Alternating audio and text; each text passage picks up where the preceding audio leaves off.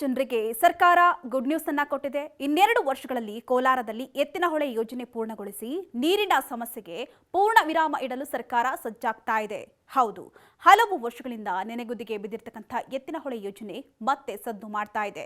ಮುಂದಿನ 2027ರ ಮಾರ್ಚ್ ಒಳಗಾಗಿ ರಾಜ್ಯದ 7 ಜಿಲ್ಲೆಗಳಿಗೆ ಎತ್ತಿನಹೊಳೆ ನೀರನ್ನ ಹರಿಸೋದಕ್ಕೆ ಸರ್ಕಾರ ಸಜ್ಜಾಗ್ತಾ ಇದ್ದು, ಬಯಲುಸೀಮೆಯ ಜಿಲ್ಲೆಗಳ ನೀರಿನ ಭರವನ್ನ ನೀಗಿಸಲು ಸರ್ಕಾರ ಮುಂದಾಗ್ತಾ ಇದೆ. ಈ ಯೋಜನೆಗೆ ಎದುರಾಗುವಂತಹ ಭೂಸ್ವಾಧೀನ ಸಮಸ್ಯೆಯನ್ನ ಸದ್ಯ ಚರ್ಚಿಸಲಾಗಿದೆಯಂತೆ. ಸದ್ಯ ಈ ಕುರಿತಾಗಿ ವರದಿಯನ್ನು ಕೂಡ ಸಿದ್ಧಪಡಿಸಿದ್ದು ಅದನ್ನ ಸಚಿವ ಸಂಪುಟದಲ್ಲಿ ಚರ್ಚಿಸಲಾಗುತ್ತಂತೆ. ಅಲ್ಲದೆ ಎತ್ತಿನಹೊಳೆ ಯೋಜನೆಯನ್ನ ಪೂರ್ಣಗೊಳಿಸಲು ಸಿಎಂ ಸಹ ಈಗಾಗಲೇ ನಿರ್ದೇಶನ ನೀಡಿದ್ದು 2027ಕ್ಕೆ ಕೋಲಾರದಲ್ಲಿ ಎತ್ತಿನಹೊಳೆ ನೀರನ್ನ ಹರಿಸಲಾಗುತ್ತಂತೆ.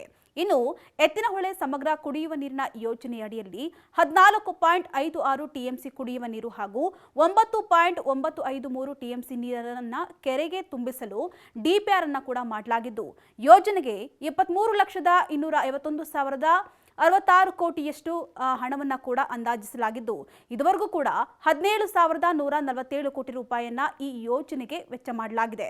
ಸದ್ಯ ಈ ಯೋಜನೆಯ 1ನೇ ಹಂತದಲ್ಲಿ ನದಿ ಪಾತ್ರದ ಏತ ಕಾಮಗಾರಿಗಳಲ್ಲಿ 7 ಪ್ಯಾಕೇಜ್ ಕಾಮಗಾರಿಗಳನ್ನು ಪೂರ್ಣಗೊಳಿಸಲಾಗಿದೆ. ಇನ್ನು ಹಂತ 2ರಲ್ಲಿ ಗುರುತ್ವ ಮುಖ್ಯ ಕಾಲುವೆ ಕಾಮಗಾರಿಗಳಲ್ಲಿ 33 ಪ್ಯಾಕೇಜ್ಗಳ ಪೈಕಿ 11 ಪ್ಯಾಕೇಜ್ಗಳನ್ನು ಪೂರ್ಣಗೊಳಿಸುವುದಾಗಿ ಹೇಳಲಾಗಿತ್ತು.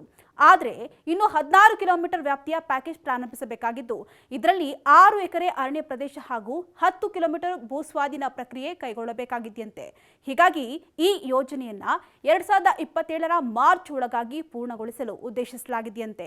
ಇನ್ನು ಈಗಾಗಲೇ ಬಾಕಿ ಉಳಿದಿರತಕ್ಕಂತಹ ಕೆಲಸವನ್ನ ನಿಗದಿತ ಗಡುವಿನೊಂದಿಗೆ ಪೂರ್ಣಗೊಂಡ್ರೆ ರಾಜ್ಯದ ಬರಪೀಡಿತ 7 ಜಿಲ್ಲೆಗಳಿಗೆ ನೀರಾವರಿ ಸೌಲಭ್ಯ ಸಿಗಲಿದೆಯಂತೆ.